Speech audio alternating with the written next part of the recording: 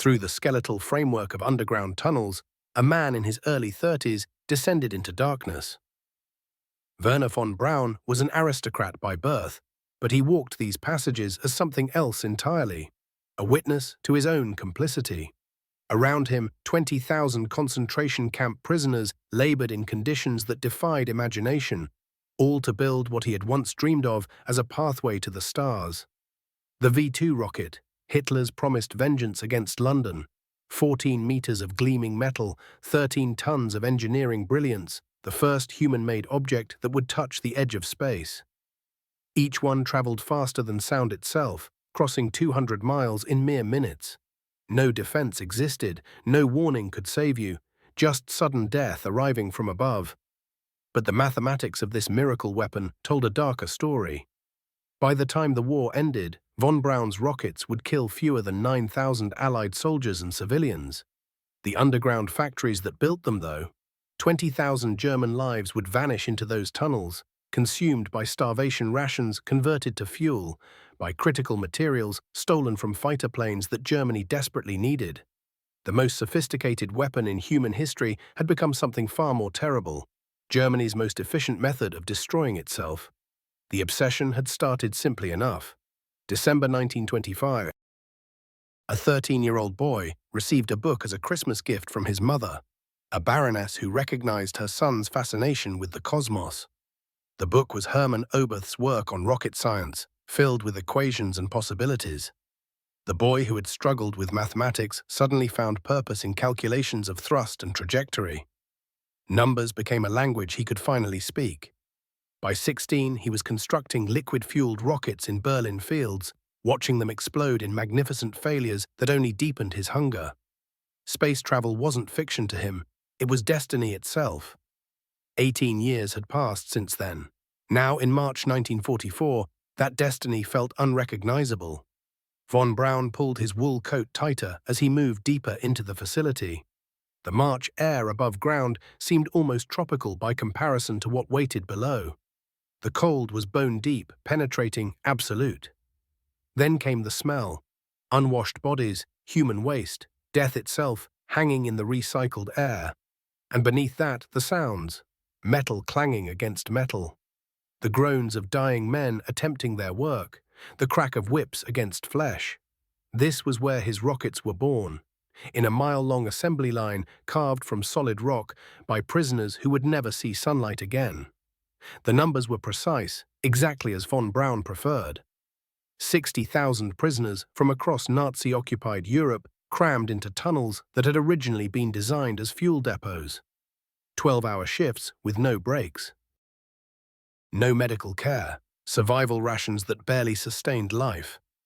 The production target remained unchanged, 2,000 V-2 rockets per month. Each rocket demanded precision beyond anything Germany had attempted before.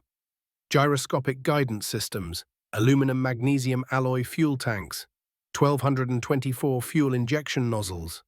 Every component machined to tolerances measured in fractions of millimeters. The underground factory had become the Reich's most sophisticated manufacturing facility and its most efficient killing ground simultaneously. Von Braun paused at Station 7. Prisoners were assembling the rocket's guidance section here, bent over delicate work in near darkness. One skeletal man in striped uniform held a gyroscope housing with steady hands despite the visible tremor in his arms. The engineer recognized the precision immediately. This had been a skilled craftsman before the war, perhaps a watchmaker or instrument builder. Now he was simply prisoner number 74928, expendable labor serving the miracle weapon. Von Braun made a mental note to request more skilled workers from Buchenwald. The guidance systems were falling behind quota. The irony troubled him for a moment before he pushed it aside through practiced discipline. October 3, 1942. His team had achieved the impossible.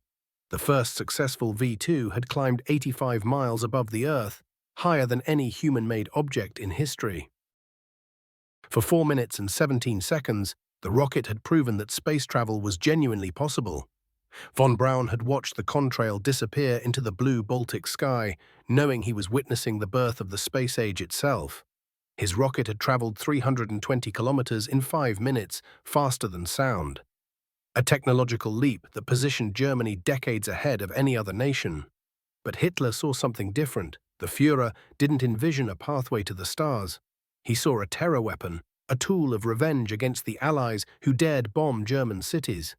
By December 1942, with Stalingrad collapsing and the Wehrmacht retreating on all fronts, Hitler demanded mass production of his Vergeltungswaffe, his revenge weapon. The dream of space exploration transformed into the nightmare of weapons manufacturing. Von Braun's laboratory became a factory floor. His visionary engineers became supervisors of slave labor. The cost was staggering beyond measure. Each V2 consumed 30 tons of potatoes. These were converted through industrial fermentation into ethyl alcohol fuel. 30 tons of food, while German civilians survived on rations of 1,200 calories daily. The rocket program alone consumed 1/3 of the Reich's entire fuel alcohol production. That alcohol could have powered German fighters desperately needed to defend against Allied bombing raids. The aluminum alloys went into rocket bodies instead of aircraft frames. Precision instruments became guidance systems instead of radar components. Every single V2 represented materials that could have built 4 fighter aircraft, or 20 anti-tank guns, or enough small arms to equip an entire regiment. Von Braun climbed the steel stairs to the administrative level, where Arthur Rudolph's production charts covered an entire wall. The numbers told their own story of industrial efficiency and human destruction. Current monthly output, 437 rockets. Current monthly prisoner deaths, 1,012. Rudolph had calculated the correlation with typical German precision. Each V2 required approximately 2.3 human lives to reach completion. Not combat deaths, not casualties of war, but deliberate murders committed in service of production quotas. The prisoners died according to predictable patterns. First came the weakest, the elderly, the sick, those who couldn't maintain the pace. They collapsed at their workstations and were dragged to the crematorium while their bodies still held warmth. Next came those who installed components incorrectly or dropped precision instruments. The SS guards hanged them publicly, leaving the bodies suspended in the tunnels as warnings to survivors. Finally came those who simply wore out, their bodies consuming themselves to maintain minimum functionality for rocket assembly. The camp doctors, prisoners themselves, called it death by systematic starvation. Yet the rockets continued rolling from the production line, each one a masterpiece of engineering wrapped in human suffering. Von Braun inspected serial number A4791, destined for launch against London within the week. The rocket stood 14 meters tall, its black and white checkerboard pattern designed to assist optical tracking during test flights. 13 tons of aluminum, steel, and death. The guidance system would navigate with precision across 200 miles of airspace. The liquid oxygen and ethanol fuel would burn for 65 seconds, accelerating the warhead to 5 times the speed of sound. No Allied defense could intercept it, no warning system could detect it. It would strike London with the force of thunder and kill perhaps a dozen civilians in a city of 8 million. Von Braun signed the production approval forms. His fountain pen scratched across paper that authorized another rocket's completion. Each signature represented his complicity in a system that devoured human lives to produce weapons of marginal military effectiveness. But it also meant survival for his program, his team, his dream of reaching space. The boy who had wanted to touch the stars had learned to navigate the machinery of hell itself, signing death warrants with the same hand that once sketched rockets bound for the moon. The Faustian bargain was complete, paid in blood and measured in corpses per rocket. Arthur Rudolph stood before his production charts like a general surveying a battlefield.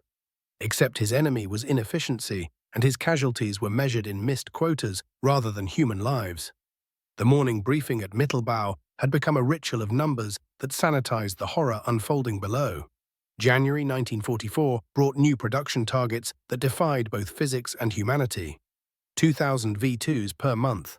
The Reich's industrial planners had calculated the requirement with typical German precision, conveniently ignoring the minor detail that Germany lacked the industrial capacity, raw materials, and workforce to achieve such output without literally working people to death. Rudolph adjusted his wire-rimmed spectacles and pointed to the assembly line schematics. Each V2 required 1,475 individual components, all fabricated to tolerances that pushed German manufacturing technology beyond its practical limits. The turbopump assembly alone contained 367 precision machine parts. The guidance system demanded gyroscopes accurate to fractions of degrees, electronic circuits that functioned reliably despite being assembled by starving prisoners in freezing tunnels. The fuel injection system required components machined to tolerances measured in thousandths of inches, precision work that German craftsmen had previously reserved for luxury automobiles and scientific instruments. The mathematics of murder had become Rudolph's specialty.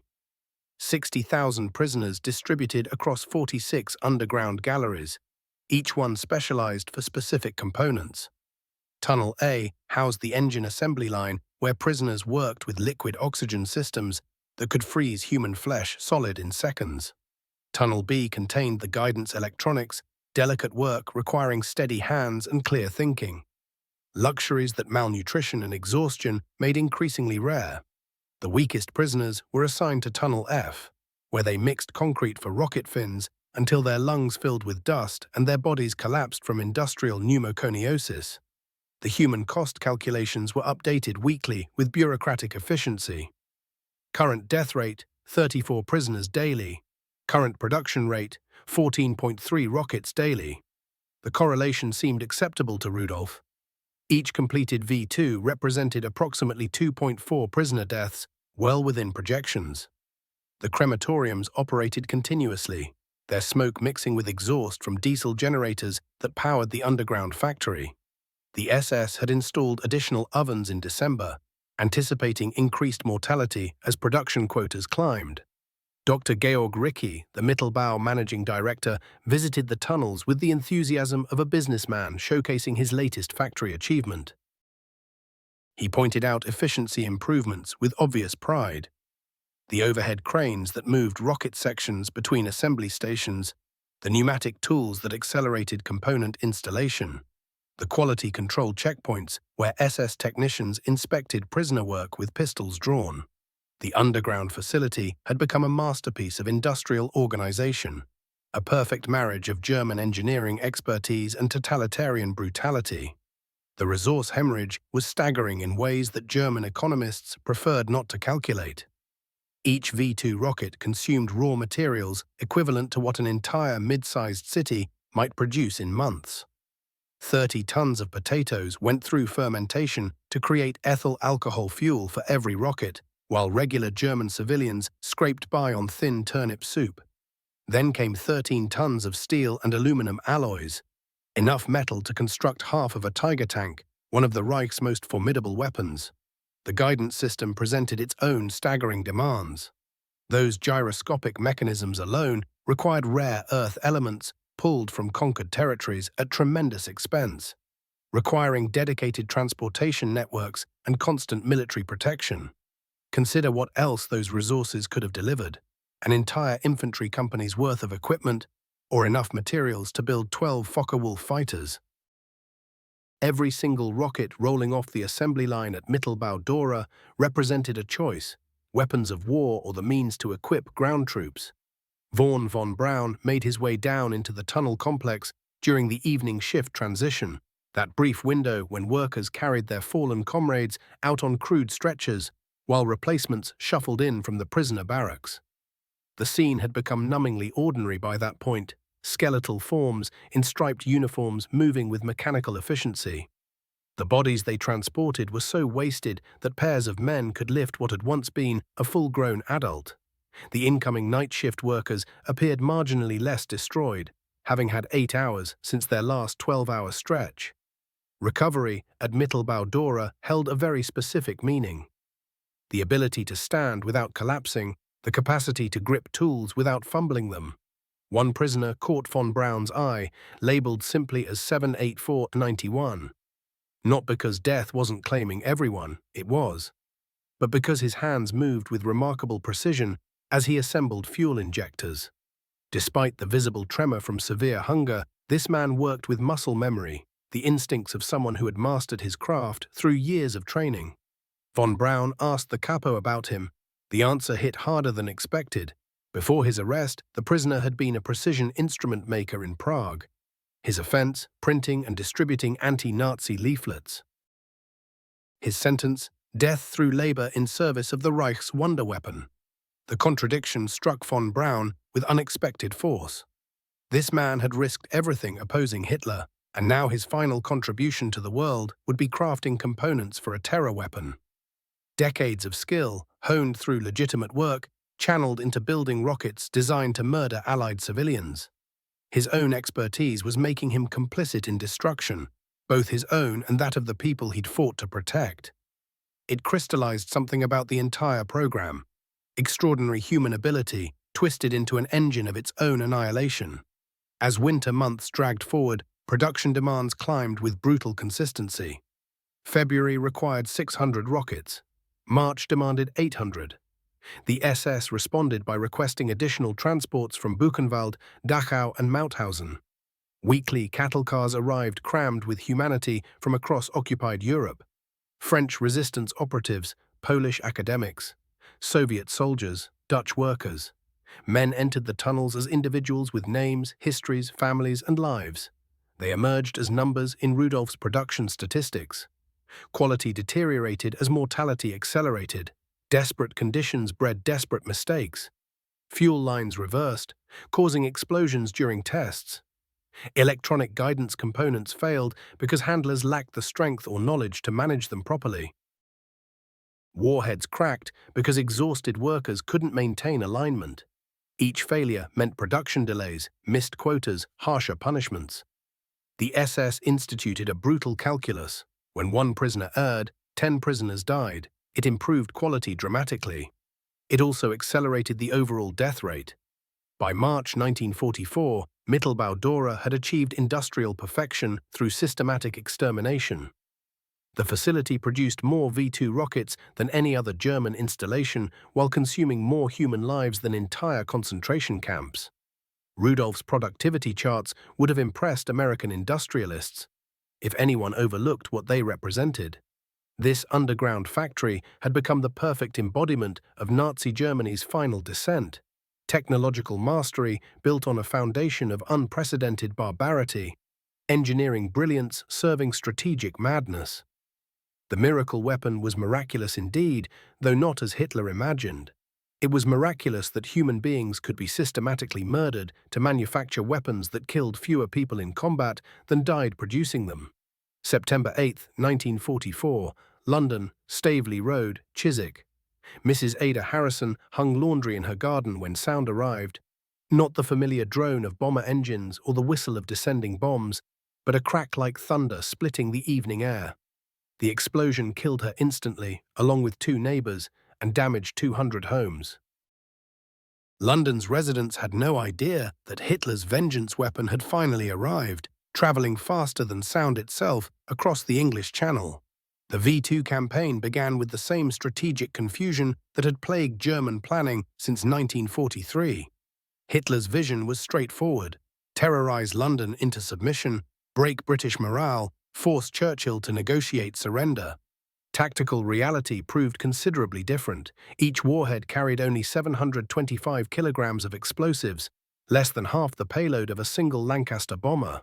Even that remarkable guidance system, engineering marvel though it was, could only guarantee hitting within an 8-kilometer radius of the intended target. London presented an enormous bullseye, yet that's not enormous enough.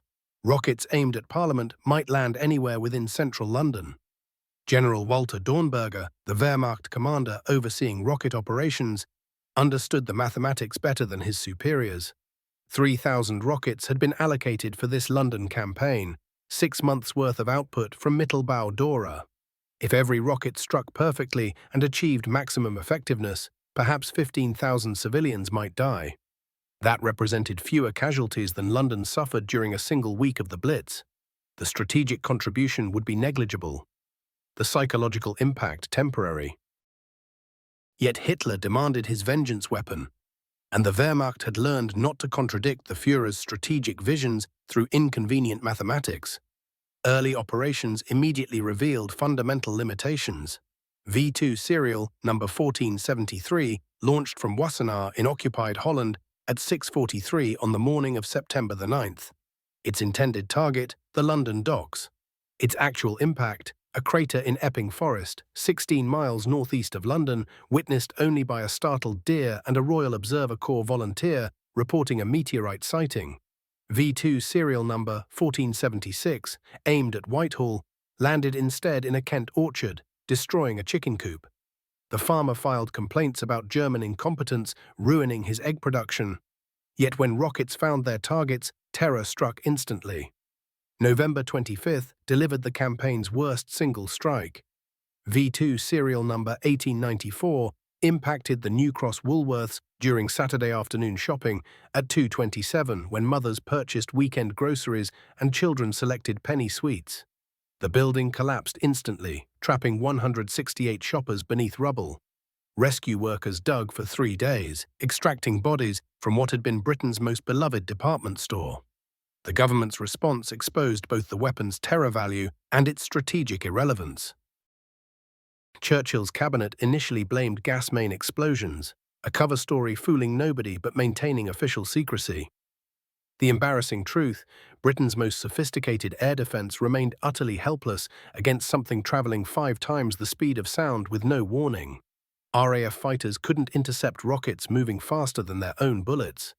Anti-aircraft guns couldn't track targets crossing the English Channel in under 4 minutes. The miracle weapon was indeed unstoppable, yet strategically meaningless. The Antwerp campaign revealed greater tactical potential when concentrated against military objectives. The Belgian port had become the Allies' primary supply hub, processing 8,000 tons of cargo daily for advancing armies. German intelligence pinpointed the docks, fuel depots, ammunition storage with precision. With an 8-kilometer accuracy radius, the target became manageable when that target was an entire harbour complex.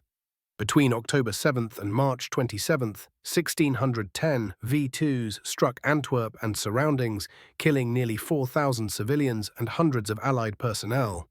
December 16th brought Antwerp's worst moment, a strike revealing both the weapon's power and its fundamental randomness. V-2 serial number 2247 targeted harbour fuel storage, instead struck the Rex Cinema during an afternoon showing of The Plainsman, a Gary Cooper western. 537 people died instantly.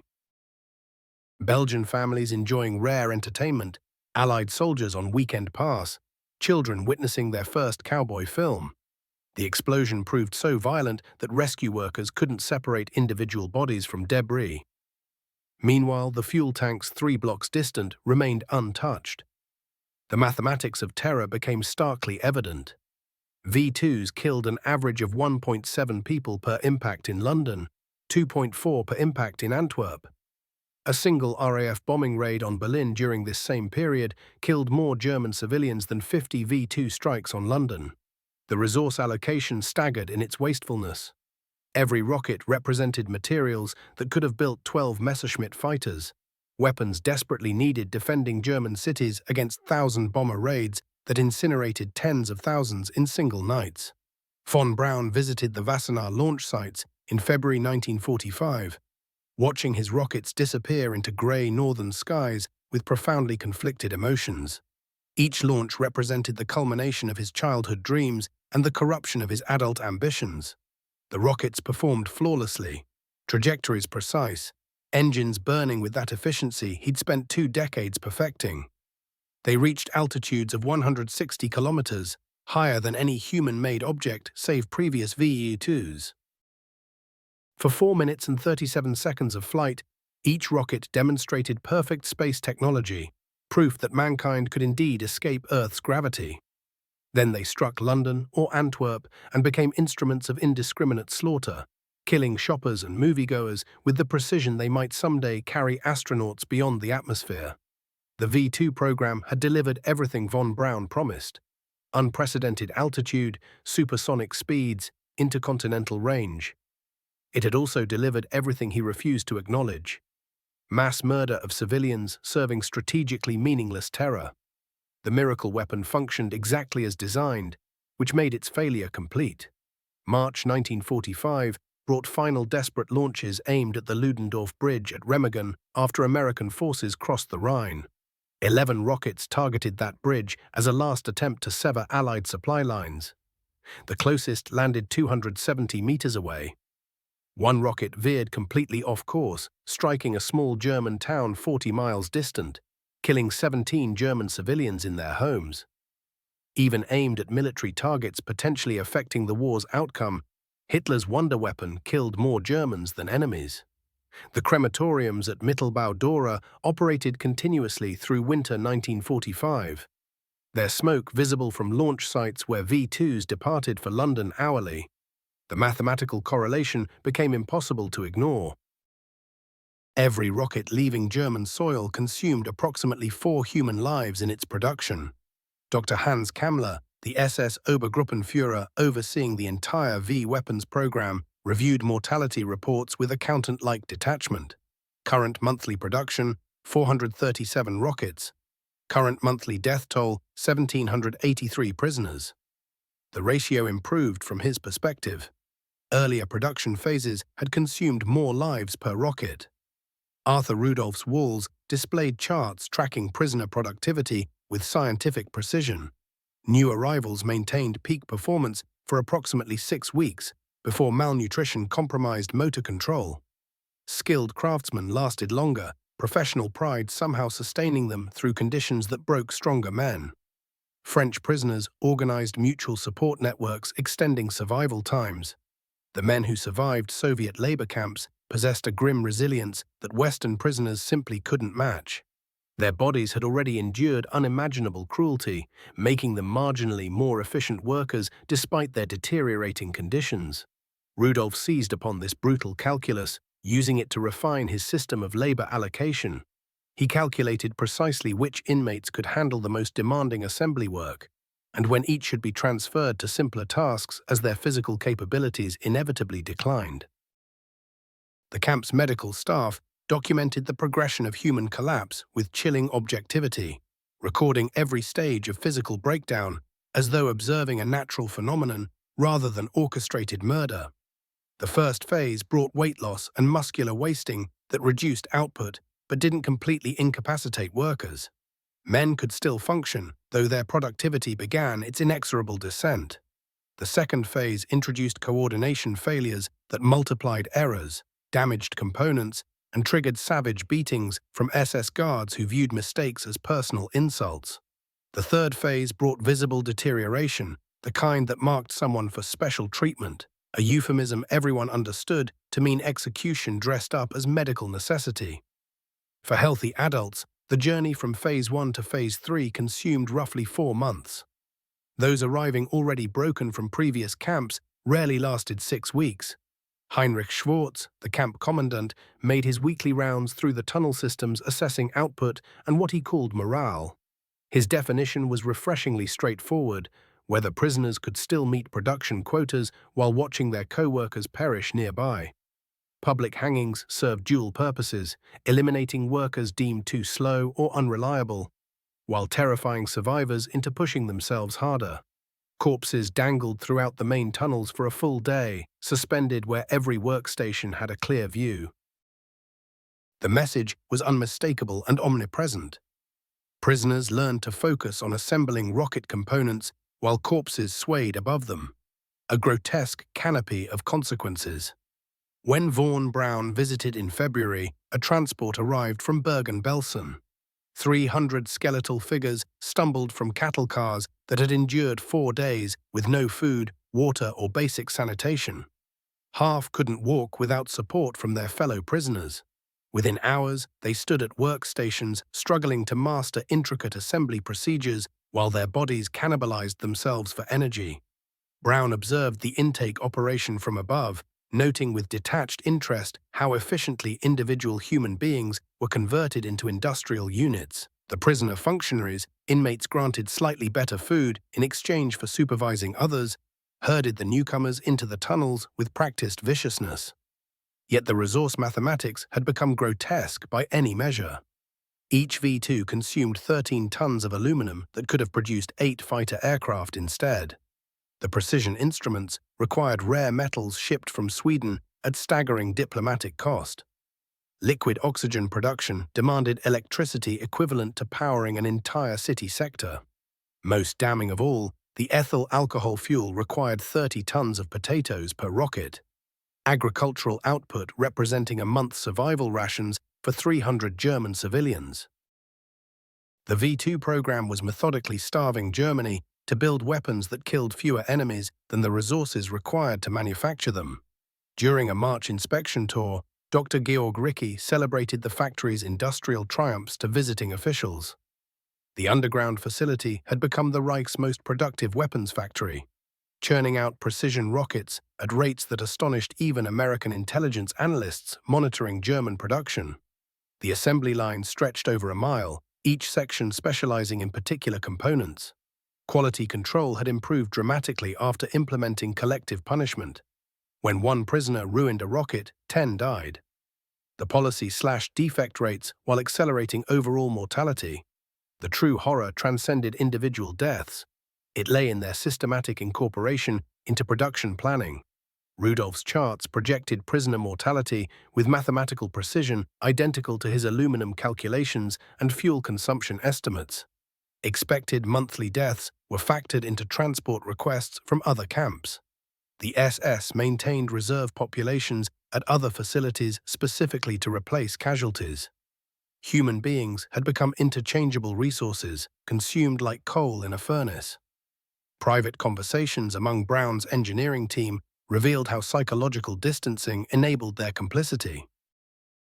They discussed prisoners as workers, production inefficiencies rather than murders, resource allocation rather than genocide. This technical vocabulary created emotional buffers from the reality occurring in tunnels below their offices. When discussing production bottlenecks, they mentioned labor shortages without acknowledging that systematic overwork created those shortages. The camp's medical section existed primarily to maintain output schedules rather than save lives. Dr. Arthur Porsche, chief medical officer, distributed medical resources based on projected remaining productivity. Early exhaustion triggered vitamin injections extending usefulness by several weeks. Those deemed finished received hospital transfers where they died from natural causes, convenient diagnoses that freed space for replacements. Medical records documented typhus outbreaks, dysentery epidemics, and cardiac failures while omitting the malnutrition and overwork causing these conditions. On March 27th, the program achieved its final act of moral bankruptcy. The last V2 fired toward London struck townhouses in Whitechapel, killing a 34-year-old woman in her kitchen as she prepared family dinner. Approximately 5,500 Allied military and civilian casualties resulted from the entire V2 campaign. Production casualties numbered at least 20,000 prisoners systematically murdered through industrial labor, possibly double that, including deaths from transport, disease, and execution. The mathematics proved undeniable and damning. Hitler's miracle weapon killed at least 4 times as many of its own people as enemies, consuming desperately needed resources while contributing nothing to Germany's military position. By April 2, 1945, everything had collapsed into chaos. Von Braun's Mercedes wound through countryside, congested with retreating German forces whose faces bore the hollowed expression of men out of miracles. The V2 program ended not in triumph but administrative dissolution, launch sites abandoned, rocket components scattered through German forests, technical documents burned in drums by engineers no longer believing in wonder weapons. Von Braun carried forged papers identifying him as an army officer rather than his actual SS rank, a precaution possibly determining whether he'd face imprisonment or execution. The surrender decision had crystallized 3 weeks earlier during his final inspection tour. Walking through tunnels reeking of death and industrial chemicals, von Braun confronted the mathematical reality of his achievement. 20,000 prisoners dead, 5,500 enemy casualties. A weapon killing 4 Germans for every Allied victim, consuming resources that could have equipped entire divisions while defending nothing. The American 44th Infantry Division discovered von Braun's team at a ski resort in Bavaria on May 2nd. Major William Bromley struggled to reconcile the thin, aristocratic man before him with reports describing him as architect of Hitler's most sophisticated terror weapon. Von Braun spoke perfect English, having studied American rocket experiments since adolescence. His opening words to captors were carefully calibrated. "I have been expecting you. Not surrender, not defeat, but expectation," as though American arrival represented scheduled business rather than military conquest. The interrogation exposed the complete scope of German rocket development and its human cost. Colonel Holger Toftoy, the American ordnance officer leading technical evaluation, studied production records, documenting industrial murder with bureaucratic precision. Rudolph's efficiency charts showed mortality rates calculated to 3 decimal places. Medical reports detailed systematic starvation disguised as disease statistics. Transport records tracked human cargo with the same attention applied to rocket components.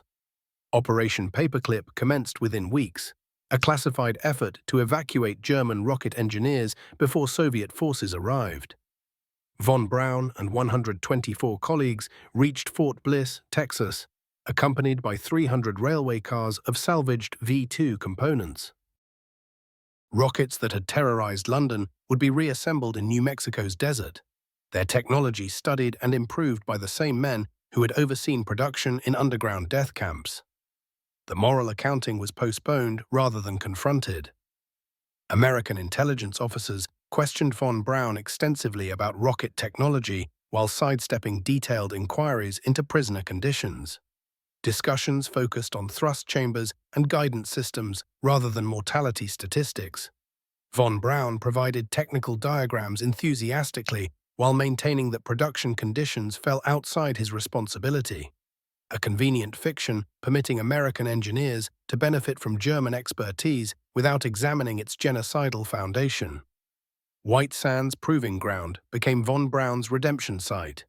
Between 1946 and 1951, 67 captured V-2s launched from the New Mexico desert, trajectories monitored by American scientists rather than aimed at civilian targets.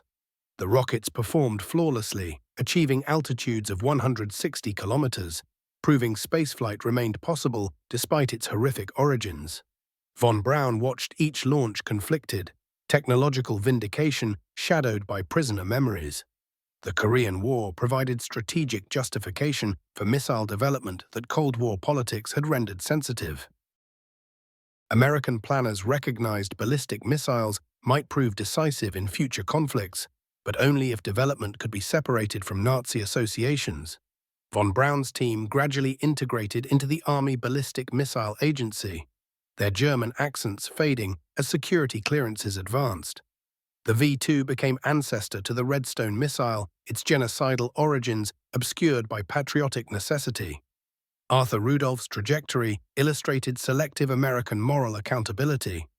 The production engineer who optimized prisoner mortality rates at Mittelbau became a respected NASA manager overseeing Saturn V manufacturing with the same systematic efficiency applied to slave labor production.